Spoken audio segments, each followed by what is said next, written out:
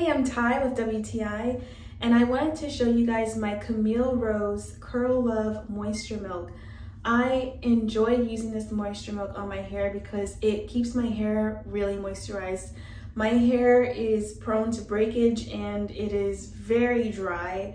So I use this as a leave-in conditioner after I wash my hair.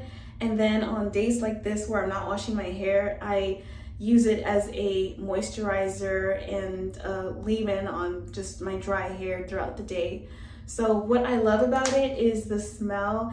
It smells like vanilla, and I love the consistency of it and what it does to my hair. So when I apply it to my hair, let me show you what that looks like. So it's a white moisturizer. When I apply it to my hair, I like that it really defines my curls and waves and really leaves my hair feeling super soft. So I highly recommend it if you're looking for a leave-in conditioner or a moisturizer to put in your hair. This is a really good one, and that's my point of view.